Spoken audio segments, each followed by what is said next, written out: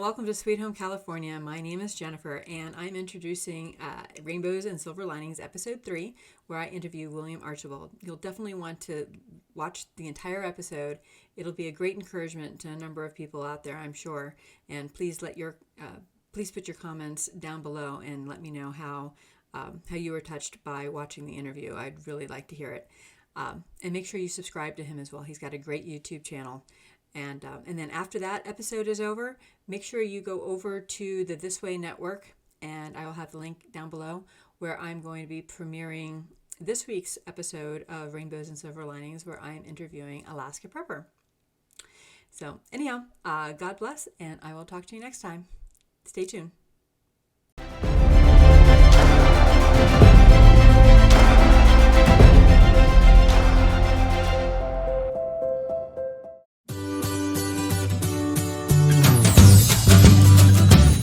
Hello and welcome to Rainbows and Silver Linings. My name is Jennifer, and this is our third episode, and I am really excited to have as our guest William Archibald, that I'll be bringing on in just a moment. But first, just to tell you a little bit about the show, Rainbows and Silver Linings, this is all about finding the good things in life. The rainbow is God's symbol that he's not going to destroy us, at least not by flooding. And we have that to look forward to, right? And then the silver lining is that even in the midst of a storm, there are good things that are coming from it, even if it's just that the rain is coming to be able to water the plants that are coming in the spring. So without further ado, let's go ahead and bring on William. Hi, William. How you doing? Doing all right, Jen. How you doing? I'm doing great. I see you've got some campaign flags back there behind you. So. Oh yeah. Okay. So, a quick story, right quick. Let me knock everything over. Okay. For the Patriots. Man, all you guys are so awesome. This is how YouTubers are, man. Shannon sent me this in the mail. As a gift. I got it, and the American flag is something I've had. I just sort of stick it in my American motor distributor right here, so we can. Which the camera's not doing a very good job picking it up, but that's our shot. But Shannon sent me that, and I've also got some other cool items that Shannon had sent me. One of them was a Nixie tube clock, which I'm a vintage guy. I love to see some of the old things that still survive today, because people that mess with technology nowadays don't know how hard some people had it when it came down to trying to figure out to make a circuit when you had nothing to work with. You had to figure out all the dynamics to how everything laid out. Those were the pioneers. So all that old vintage stuff is just fun for me. Oh, yeah. That's great. Yeah. Well, Shannon from Devoted Patriots is awesome. And if you guys are watching, you haven't heard of him before, I'll put a link down in the description. He's also got a second channel, Devoted Patriots 2, TOO, that we're trying to help him grow. But about you, William, you had called me a few days back. We were talking about amateur radio and your love of that and getting into it. And you told me that a little bit about your story. And I think that your story is great to encourage people. And so I was wondering if you might be willing to share that here. So like the beginnings of it and how it all came to be. And how you got to be where you are right now, a mechanic doing YouTube videos. This is fun because I'm gonna have to figure out where it started. Because I kind of came I came to the scene when I was little, just doing this. When it came time for every year for Christmas, my mom and my grandmother would buy me stuff for Christmas, and I would find some way to get it taken apart to see what went on inside of it. It's always fascinated. You had these things, you had these objects. This is my microphone. All these things, they worked, and there are these things, and so it was a mystery to me. So I would want to take these things apart and see what was in there. And over time, that they learned to, one, not leave me unattended very long. Two, not buy anything expensive for Christmas. And like I remember getting like an awesome day. One of my best Christmas gifts was from my Uncle Bob, who was an electrician. And my mom and grandma all bought me all this fancy stuff. And I'm like, yay, okay, this is nice. And my Uncle Bob came in with a box full of like screws, nuts, bolts, washers, circuit boards, all kind of just junk that he had laying around, and threw it in a big old box. And I opened it up and I played with that stuff for weeks. I mean, ever. And he didn't cost him anything.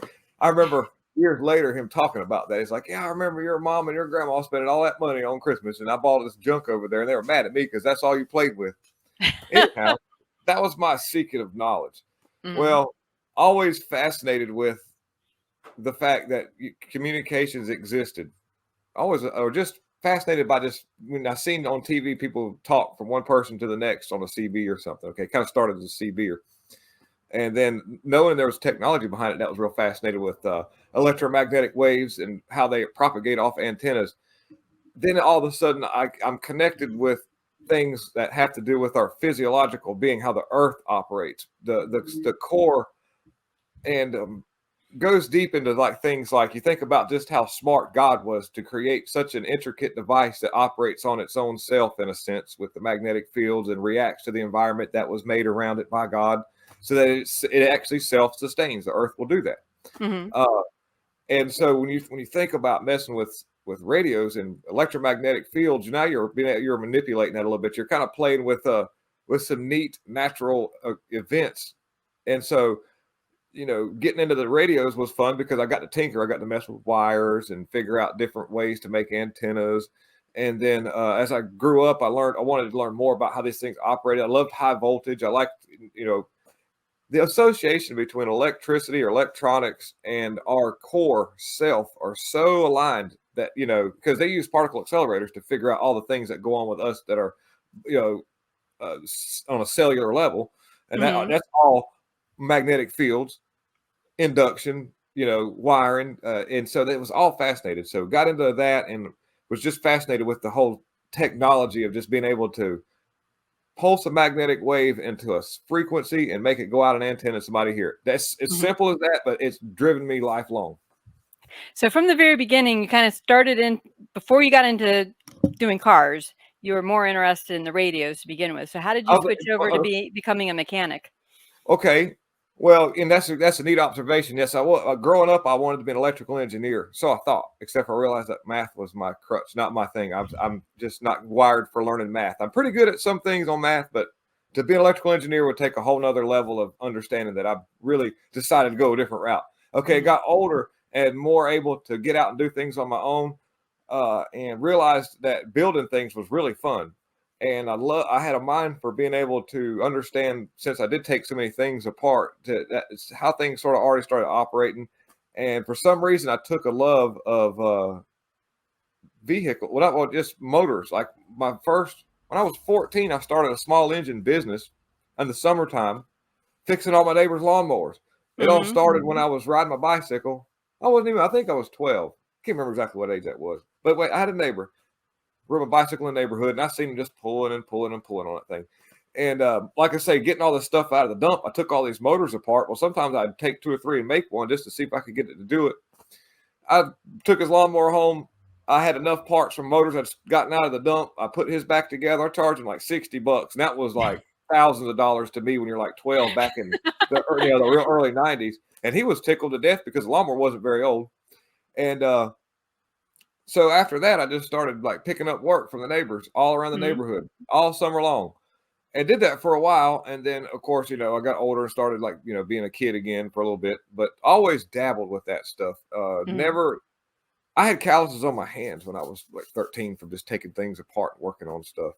And you learned to do a business out of it too, at least for a time, even while you were a child. Well, I run this business myself now, which is this. I run a shop. It's 5 bays, 3 lifts. And thank goodness there's plenty of work, but could I ever explain what actually made me be this way? I don't know. I have no explanation for it, because as a kid, you couldn't leave me alone. Like my mom, when they left me alone, next thing you know, I'd be under the hood of the car, taking stuff out of it because I had to see what was in there. And it's like people that are painters, artists, they just, something happens and they're just driven in that direction. And that would be me. And to toot my own whistle, I'm really good at what I do. I really am. It's like so at 13, and dealing with fixing your neighbors' lawnmowers, they didn't ask, all right, well, show me your degree, show me your certifications, tell me where you've been registered at the state that you're allowed to do this. The proof was in the pudding. You fixed it, you got paid. Yeah. Well, I'll put it to you like this.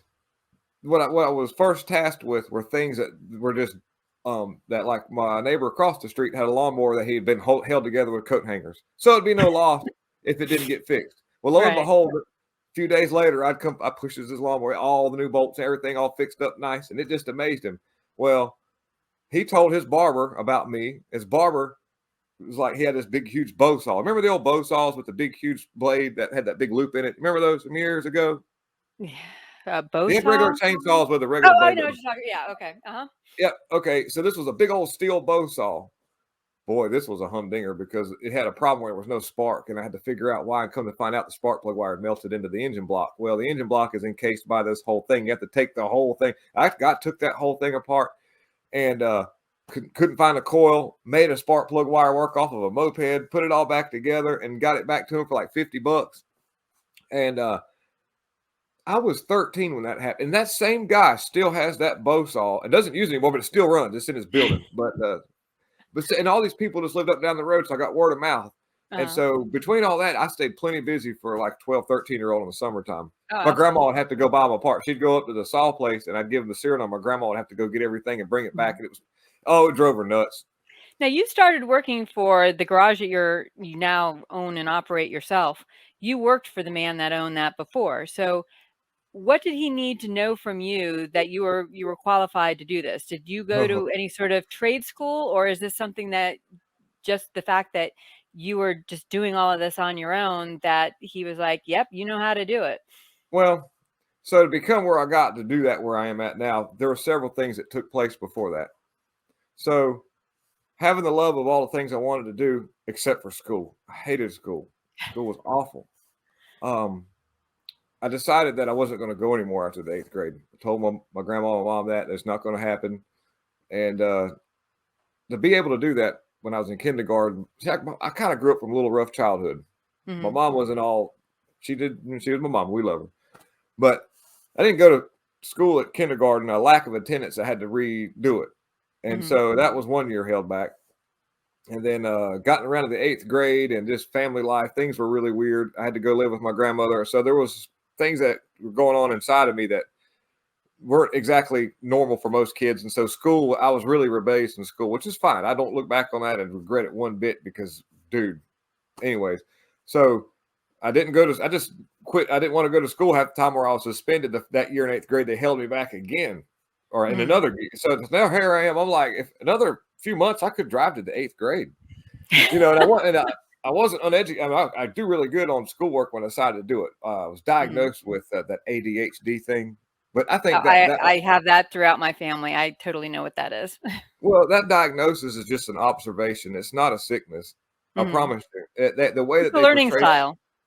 it's just a lifestyle altogether. And if you allow that person, if you give that person a little bit of structure and a little bit of room to breathe, you'd be surprised what they can do, which is I'm the product of that.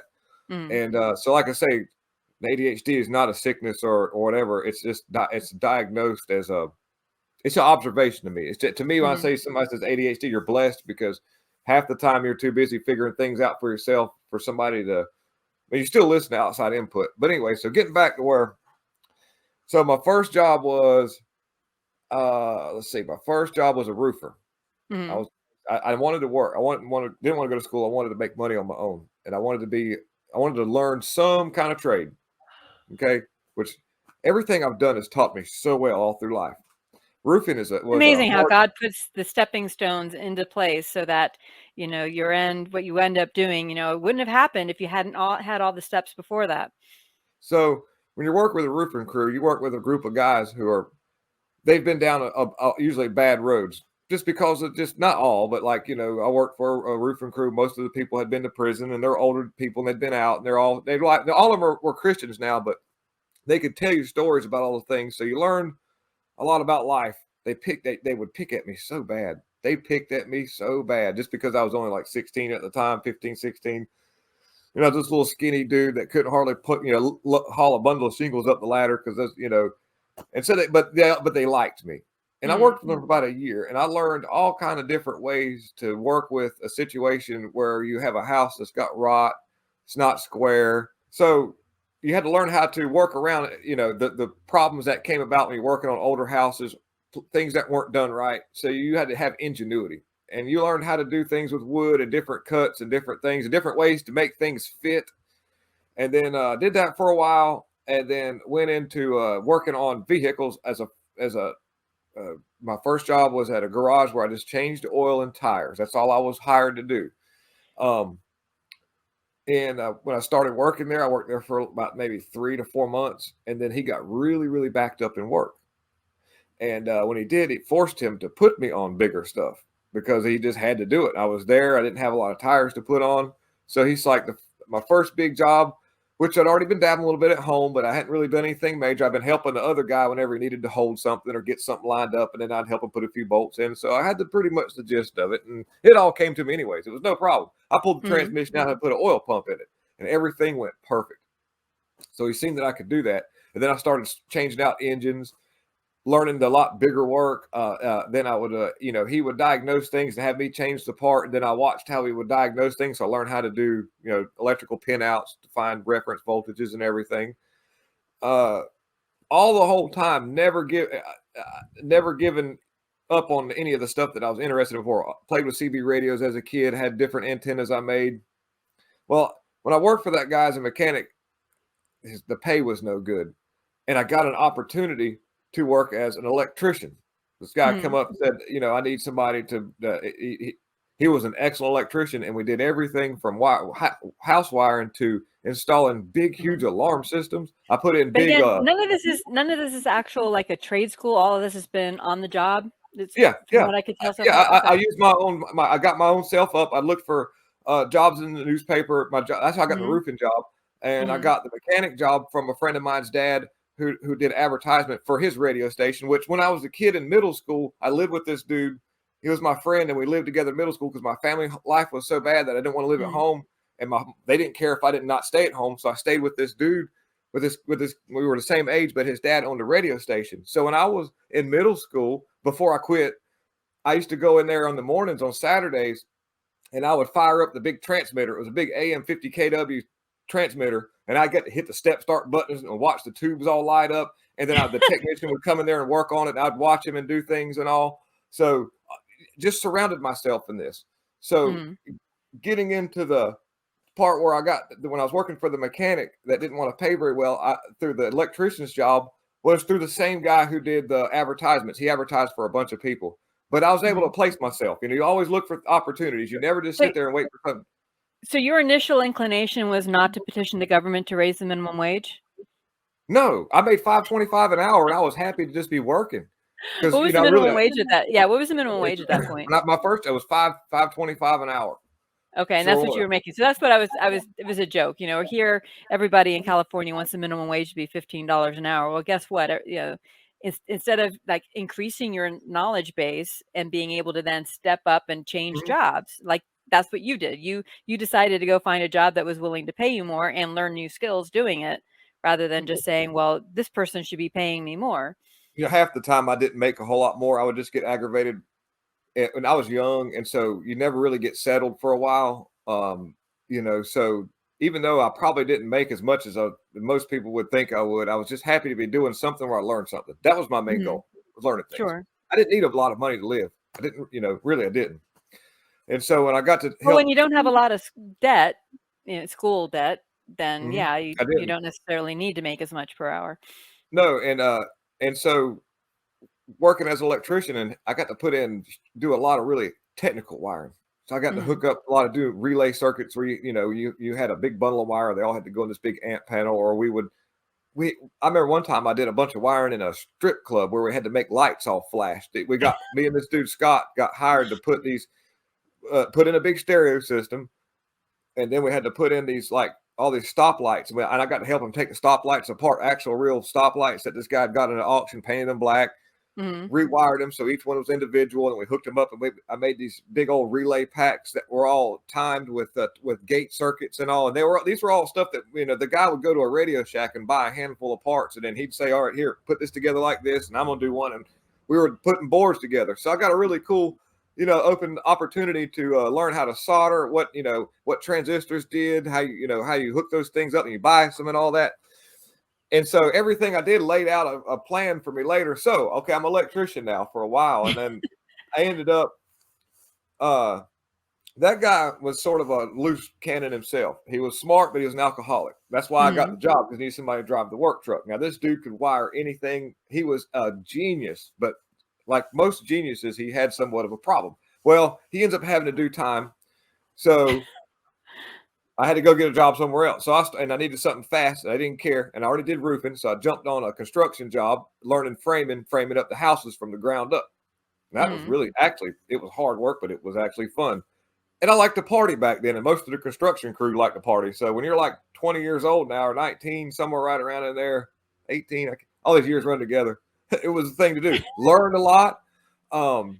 Oh, by the way, I grew up watching things like the New Yankee Workshop, the Woodwright Shop, learning the old school woodworking methods and all that just on television shows, like on public television. I did that from when I was like 2 and up. And then I worked on that construction crew, and then I sort of did things on my own, living from here to here, partying. And then I had to do a little bit of time in prison because all my driving revoked license tickets is caught up to me over time. And I get out, and I got a job. First, there were some little things in between. And then I worked changing tires and oil again.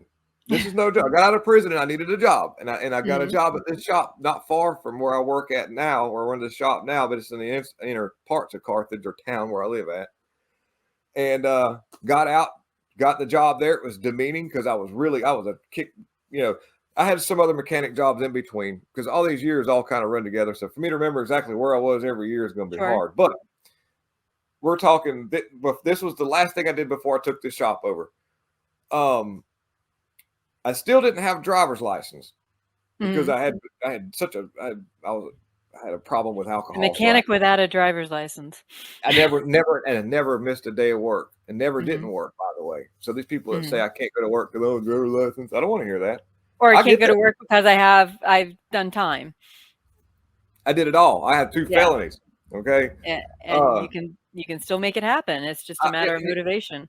One of my in-between jobs while I was doing probation and off and on here and there for a year, maybe or 2, I think it was 2 years, I worked as a mechanic at a golf course. And people would say that, why would you do that if you're so good at what you do? Well, I had to do it. The people that worked there got me a job that worked there. So I had a ride to get there and back. And man, I got to learn all kind of different things about fabricating, because you had to do that under a budget at a golf course, because you have the more money you save at the end of the year, the more kickbacks the boss man gets. So he pushes for people to try to figure out ways to make things. And I got to weld. They sent me to school, and I learned all this hydraulic stuff. So here's some actual like formal training. Yeah, but up until this point, everything that you've done has been on the job. Well, the only thing it did was just give me paperwork where I could get pay raises. This is already doing all the hydraulic work. I was working on all the electronic over hydraulic. I'd pull a valve body down and pull all the seals out of it and fix it back. But in order to get the pay bump, I just went to they call it, oh gosh, what was it called back then? STI. STI is a school that has to do with the golfing, because this area I live at is a golfing capital. Pinehurst is about 15 miles up the road is where they have all of the big golfing tournaments like Pinehurst Hotel and all that. It's just huge. So that was a big business, and it was fun. Like I say, I'm not going to lie. I did not sober up until about 30 years old. So I'm 40 now. That was 10 years ago. So all the way up to about 30, I partied really hard. And all these golf course people did too. So all my jobs, I learned a lot. I partied hard, but I never missed a day of work. And I never had a food stamp card. Just never need anything. Had myself. And then, so I'm working at that tire shop and everything, having a good time. And then there was a Saturday. I got tired of changing oil all the time. It was terrible. It was awful. One after another. Plus, like I say, I was really good mechanic. I was really good at what I did because of the other shops that I'd worked at and learned so much, things I did on my own. So I drove my 3-wheeler up here to this shop because I didn't have a driver's license. And where my house was at the time, it was about 3 miles from here. So I just I hopped on my 3-wheeler. I came up here on a Saturday, and the dude that was running the place was doing something in here. And I talked to him a little bit, and he kind of kicked the dirt. He goes, I don't know. And I said, I'll tell you what I'm going to do. I was like, I'll work here for a couple of weeks, and you don't have to talk about pay or anything. You pay me something, but we're not going to talk about how much money is. Let me do 2 weeks here. And the auditions kind of like gave myself a 2-week audition. Uh-huh. And that was, gosh, like I say, that was, I got working here when I was 24 in my 20s, something like that. Mm-hmm. And I'm 40 now, and I run the place. Yeah. Well, who can turn down, just pay me what you want Well, and have, well, I mean, you had some skills already, but still, that's how you hustled to get the jobs without necessarily having some sort of piece of paper to kind of prove things. And but, here's the that's, thing: it's not that easy. It's really not, because no, it's not. But if anybody, you have had a lifetime of doing this, so it's not that you woke up one morning and said, "I'm going to fix cars." From the age of, when did your uncle give you all those pieces I and was like, parts? I think I was before I moved where I was 7 years old, 7. Okay. So this, no, I'm not saying this is easy at all, but I'm saying that it's a path. And not every path needs to go through college, or, through the army, or through something like that. You can do, trade schools, and it's not even necessarily trade schools or trade school where you're paying out thousands of dollars. If this is a love that you've had all this time and you can prove yourself, you can still find a job. You can still work your way up. Yeah, And it yeah, may mean changing jobs. Like, I wanted to share with you here real quick. Mike Rowe, I'm sure you've heard of him, right? yeah. Yeah. So he has a foundation where they'll give money to people to go to these trade schools. So let's say they didn't have that head start when they were 7 years old, and a lifetime of learning on their own, and they want to go that route. You can Mhm. apply for a grant that way. They had something here funny here. So states reached 48. They've had 1,200 recipients awarded. Whiners rewarded 0. Yep, yep. Yeah. And I looked. So what I mean by earlier was, as far as that remark is, it's not that easy. Is it is that easy, but it's not that easy. If you dedicate yourself to something, or if you really try hard, put your heart in it, this stuff will fall right in place, because it did for me. But the only thing that, when I asked that dude, let me work here for a couple of weeks, we're not talk about money. If so, I don't know what possessed him to allow that to happen, because most people in the right mind would That say was no. This dude that is was a risk. yeah, it was a risk on his part. That's where I'm not sure exactly how I was able to pull that off, but all I know is it happened, and because I wanted it to bad enough.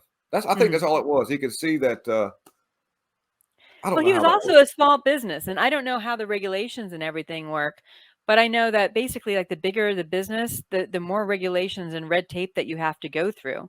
So if you Mhm. had gone to some, national car company, they probably would have been, no, we can't risk Yeah, that. We need to have. with my record, they'd have been like, Yeah, but I mean, that's the beauty of small business also. But I also wanted to point out here that we have, just a second, let me go here. This is, I don't know how well you can read it, but this is just talking about the amount of jobs that are in the different trades: yeah, I plumbers, see that. roofers, carpenters, electricians. All of these are up. They have more openings, 24% in just 1 month, and the jobs are sitting unfilled for an average of 29 days. Roofer, 39 days, and it's up 50%. Electrical helpers, 15%, 27 days. They don't have mechanics on here, but I can imagine, mechanics are hard too, and butchers too. I have we bought a pig, a local farmer raised, and so we had to get a butcher, and he had a hard time finding a butcher. His normal butcher retired, and he had to reach out an hour and a half away to find a butcher to come.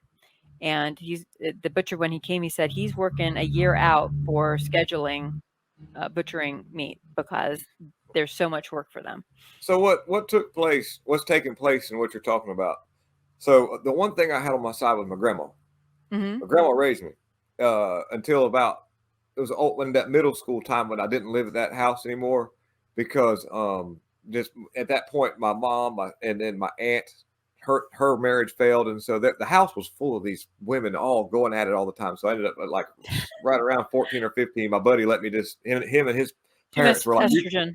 yeah, they just let me. And it was a lot of it was crazy. But the whole time that my grandmother was raising me, from the age of 8 years old while she still had her hands on me, till about 13 or 14, somewhere right around in there, maybe 15. she was real adamant about hard work. She worked her job at the hospital, went there every day, didn't call out. She was an information service person where she, she was one of those key enters. If you worked, if it's old school stuff, hospitals used to have people that had to take all these records and manually key them in. This is before they had all these scanners and everything now. And she would walk me around that hospital. It was more regional hospital. And everybody that we went to, like that would walk by her in the hallway that worked there would say, "Hey, Vivian, how are you doing?"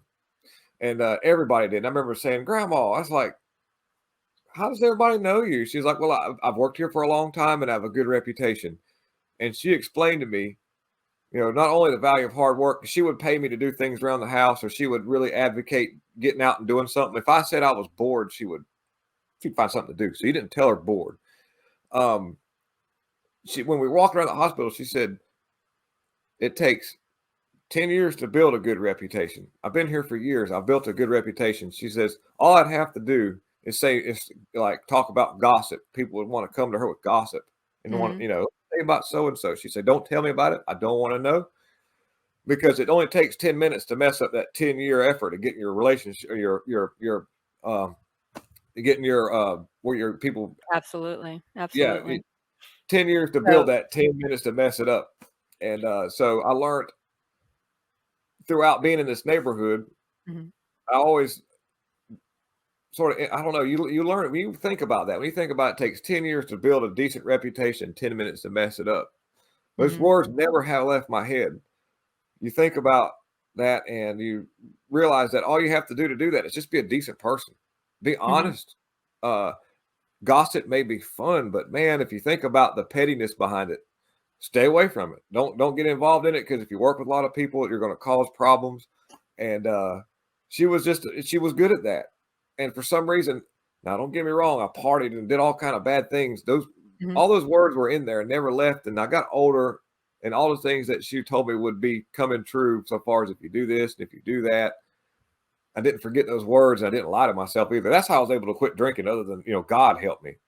Yeah, you look at people when you're in a stage of being a real raging alcoholic and you're around other people drinking, you get to be around different age groups. You get to watch people. You can actually get a line of progression. You can see the people that's your age hanging out, some of the older dudes, and as they got older, you can actually see how it's ruined them physically and mentally. And I was like, yeah, where are they? Yeah. And if you don't change, that's where you're going to be at that age too. And if you tell yourself otherwise, you're just lying to yourself. And so I realized that. And so put that and God together. God was like, he gave me the ability to realize it. He's like, when I got older, which I'm 40 now, which is not old, but getting up there, I want to be able to run. I want to talk with integrity. I want people to think that I've got some sort of value to this earth. And I don't, and I could do that. All I got to do is just not be drinking. And I've had the most fun. I've had other things too. Trust me. We could go on for hours. We'd have to do episodes.